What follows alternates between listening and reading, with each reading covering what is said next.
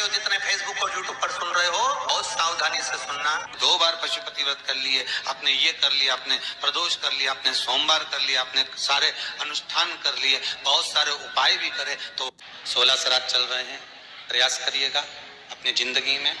अगर दिया लगाने जा रहे हो, बाती लगाई है आपने मंदिर के अंदर, तो कुछ देर बैठिए, कुछ देर स्मरण करिए। हमारे यहां तो यहां तक कहा गया है कि किसी मुर्दे को अगर जलाया भी जाता है तो कपाल क्रिया तक रुकना पड़ता है कि थोड़ा रुकिए, कोई पीछे से आकर कुछ कर ना जाए। दीप जलाएं, थोड़ी देर रुकिए, और दीप का भी नियम है महाराज, दीप का भी नियम है।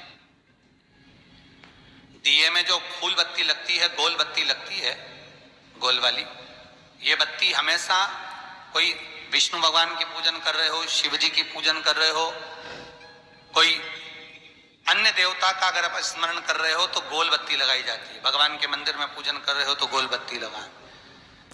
लंबी बत्ती, लंबी वाली जो बत्ती होती है, लक्ष्मी की पूजन में, देवी पूजन में, जितनी भी माताओं की आप पूजन करोगे, जितनी भी देवियों का आप स्मरण करोगे, उसमें लंबी बत्ती का प्रमाण है। पितरों की पूजन में लंबी बत्ती का प्रमाण है। पितरों को कभी गोल बत्ती नहीं लगती। आप मटके के पास में, परिंदे के पास में, जल के पात्र के पास में कोई भी अगर दिया लगाएंगे तो वहां गोल बत्ती रखकर लगाएंगे तो घर में लक्ष्मी नहीं टिकेगी। कई लोग कहते हैं कि परिंदे के पास, मटके के पास में, पानी के स्रोत के पास में जहां जल भरते हैं, हंडा रखते हैं, टंकी रखते हैं, वहां पर मटके के पास बत्ती लगाओ, दिया लगाओ, पितर शांत रहेंगे। तो पितरों को शांत करो, मना नहीं है, पर दिया लगाने का नियम है कि पितरों को अगर आप दिया लगा रही हो मटके के पास, परिंदे के पास, या अमावस्या के दिन पितरों के लिए अगर दीप लगा रही हो तो गोल बत्ती अगर लगाओगी तो कार्य कभी सफल नहीं होगा। धन आएगा जाएगा, टिकेगा नहीं। इसलिए पितरों के लिए अगर दिया लगाना है, पूर्वजों के लिए दिया लगाना है, पितरों के लिए अगर दीप लगाना है तो लंबी बत्ती लगाइए, लंबी बत्ती। महाराज, लंबी बत्ती का प्रमाण हमारे यहां शास्त्र करते, गोल बत्ती का।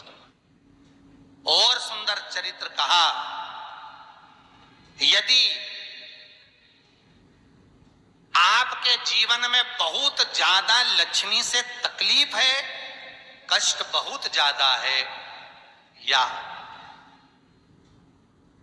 इसलिए शायद कहा जाता है कि भगवान को सर्वश्रेष्ठ कौन सा चंदन अच्छा लगता है।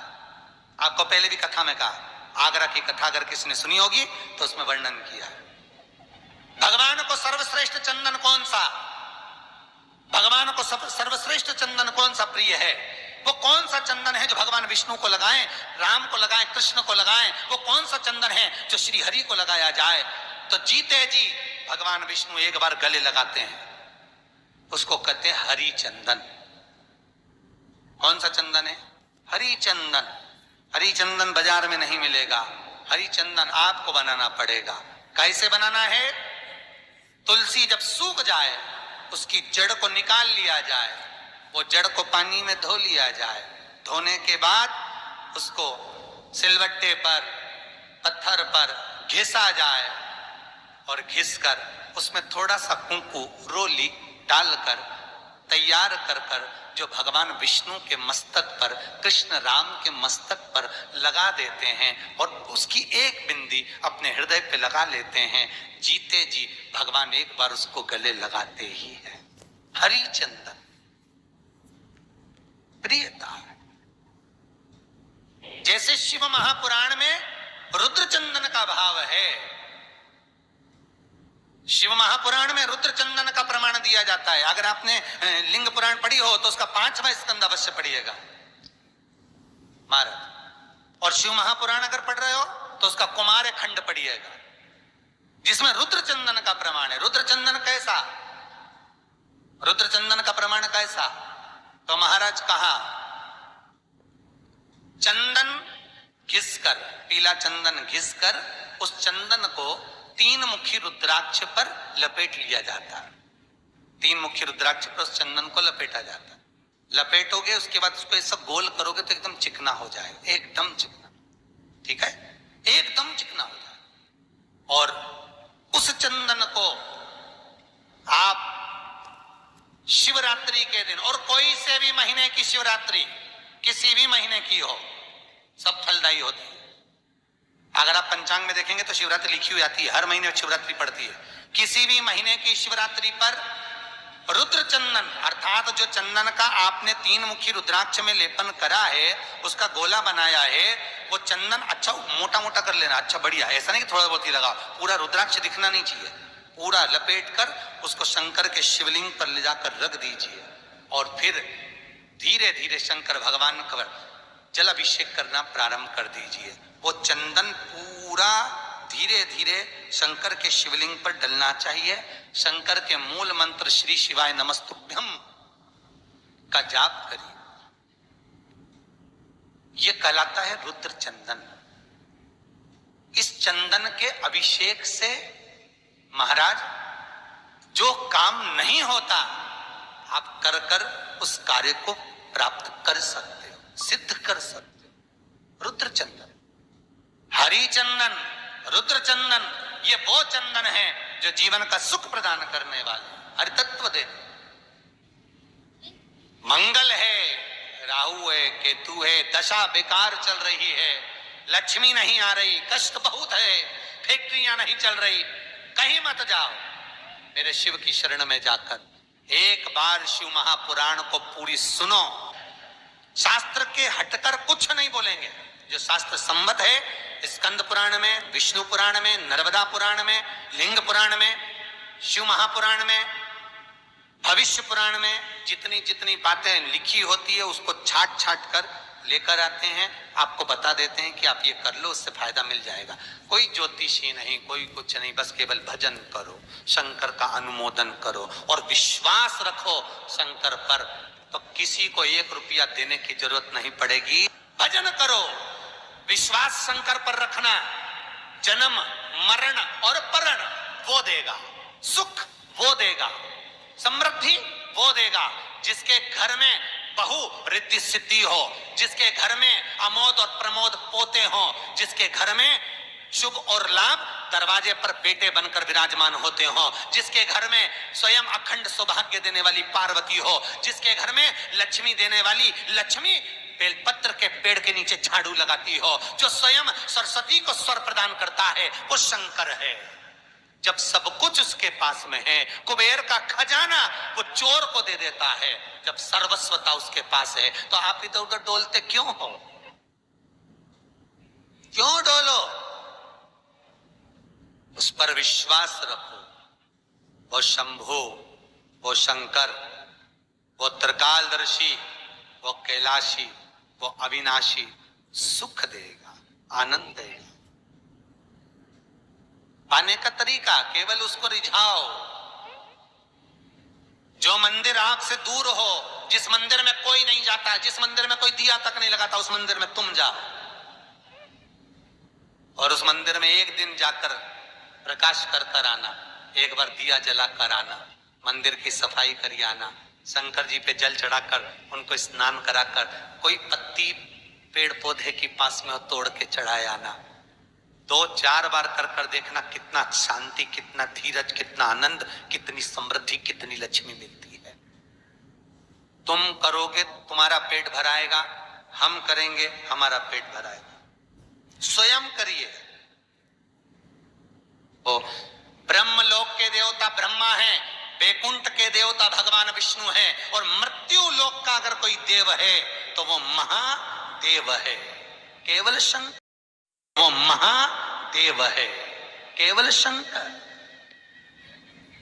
केवल शिव, मृत्यु लोक का देव। अभी एक विचार करो, तुम्हारे घर में अगर थोड़ी सी तकलीफ आई तो सबसे पहले अमेरिका में लड़का रह रहा वो आएगा क्या? पूना में बच्चे रह रहे हैं वो आएंगे क्या? इंदौर में बेटी रह रही वो आएगी क्या? उज्जैन में कोई रह रहा है वो आएगा क्या? सबसे पहले वो आएगा जो तुम्हारे घर के पास होगा या घर के करीब में होगा, बिल्कुल लगा हुआ होगा, या घन में होगा? अब आप कहां रहते हो? जितने लोग कथा सुन रहे हैं सही बताना, कहां रहते हो? पृथ्वी पर मृत्यु लोक में रहते हो। और पुकार किसको रहे हो? ब्रह्मलोक में। पुकार किसको रहे हो? वैकुंठ लोक में। पुकार किसको रहे हो? इंद्रलोक में। और जो घर के घर में रह रहा है, जो तुम्हारे पास में रह रहा है, जो मृत्यु लोक में रह रहा है, उसको तो बुला ही नहीं रहा। कई लोग कहते हैं मृत्यु लोक। एक बात आप लोगों के बीच में पहले कथा में कही, आज फिर कह रहे हैं। जितने लोग शिव महापुराण की कथा पंडाल में बैठकर सुनकर अपने अपने घर के लिए जाते हैं, रास्ते में जितने भी लोग उस व्यक्ति के मुख का दर्शन कर लेते हैं, तो भी उनकी 71 पीढ़ी तर जाती है, केवल शिव पुराण सुनकर जाने वाले जीव का मात्र दर्शन मात्र से, केवल दर्शन मात्र से।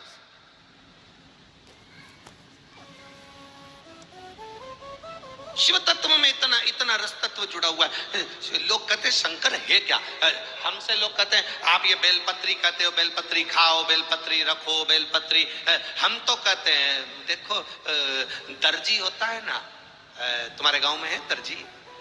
दर्जी जब किसी का कुर्ता सिलता है ना, किसी की शर्ट सिलता है ना, उस शर्ट में, उस कुर्ते में जो जेब लगाता है ना दर्जी, वो जेब दर्जी कभी भी सीधे हाथ की ओर नहीं लगाता। दर्जी हमेशा जेब उल्टे हाथ की ओर लगाता। आप लोग शर्ट पहने हो, शर्ट में जेब कहां पर है? उल्टे हाथ की ओर। दर्जी जेब लगाता है तो उल्टे हाथ की ओर लगाता है। क्यों? दर्जी ने भी अपने गुरुओं से, दर्जी ने भी अपने गुरु से, ये जितने भी दर्जी समाज होती है, दामोदर समाज होती है, इन्होंने गुरु टेकचंद जी महाराज जी से, देखो दर्जी समाज के जो गुरु हैं श्री श्री 1008 टेकचंद जी महाराज, उनसे उन्होंने सीखा होता है कि जेब उल्टी साइड में लगाई जाती है। उसका कारण क्या है? उसका केवल एक कारण है कि उल्टी साइड में व्यक्ति का दिल होता है, उल्टी साइड में व्यक्ति का हृदय होता है। तो दिल जो होता है उल्टे साइड में, जब हम बेलपत्री या भगवान का प्रसाद या भगवान की गीता जी या भगवान की माला अपनी जेब में, हम नीचे तो रखते नहीं क्योंकि नीचे का हिस्सा तो श्रेष्ठ नहीं माना गया, तो ऊपर हम जब जेब में रखें तो ये बेलपत्री हमारे दिल के करीब में रहे तो हमारा कल्याण कर। हेलो फ्रेंड्स, आपके वीडियो अच्छा लगे तो please like share and subscribe my channel. Thank you for watching my